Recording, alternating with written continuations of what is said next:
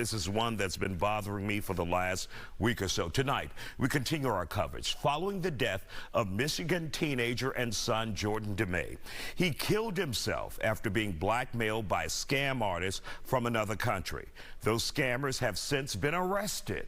The suspects pretended to be a female to get the high school athlete to send them nude pictures of himself. When Demay did that, he was blackmailed by the Nigerian nationals who demanded $1,000. Jordan only sent $300, and to get out of the pressure cooker, he decided to kill himself. I continue my conversation with his parents who want to send a message to the public.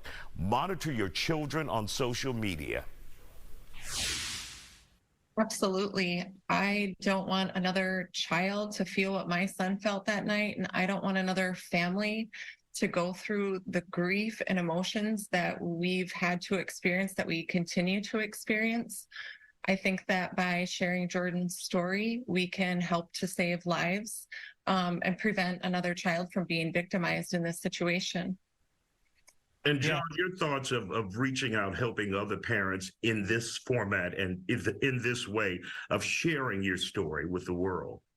Yeah, I think we felt compelled originally because when Jordan died last March, we live in a small community with 20-ish, 25,000 people. So we're not a big city. There's a lot of folks that run in similar social circles here, and so when Jordan died, it was a major gut punch to the entire community. And so when we found out that this was actually going on, and it was way more than just a suicide situation, we felt like we needed to let the parents know for a couple of reasons. One, that this stuff was happening, right?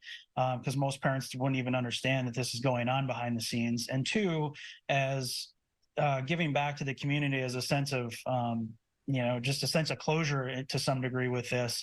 Never closure for us, of course, but maybe some closure to our community. So at this point, taking it to the next level, it seems kind of multifaceted at this point. We're trying to talk to younger people who may not be aware that this is happening.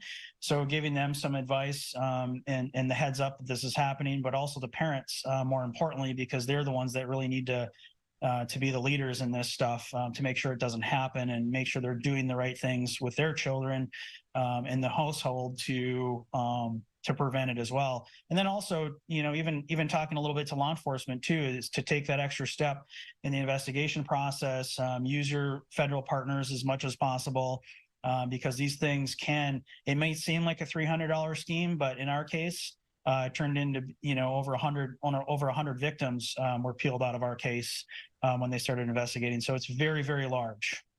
And one of the words you guys used was you wanted the community to know that this was more than just a suicide. Did it also feel like, from my perspective, looking on the outside looking in, did it feel like a murder almost, that these guys killed your son? Yeah, 100%. I mean, it really does, and it's so amazing that this can even happen in a household at night. I live in a secure place.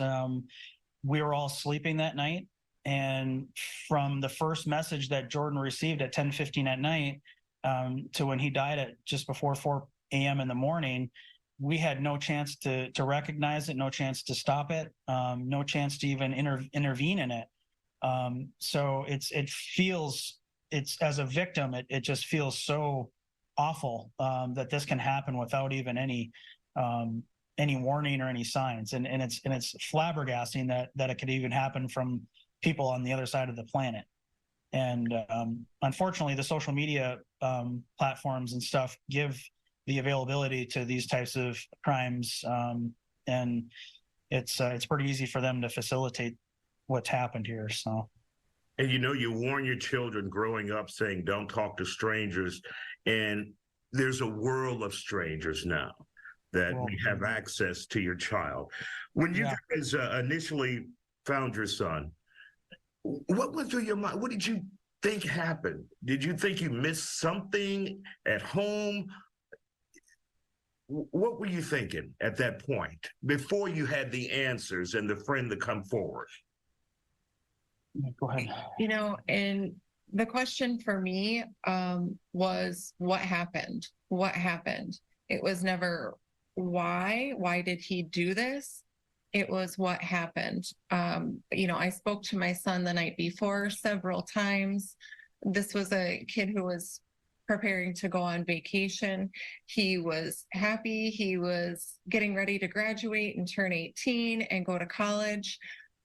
I knew that something had to have taken place that night, although I didn't know what. So the question in my mind was, what happened?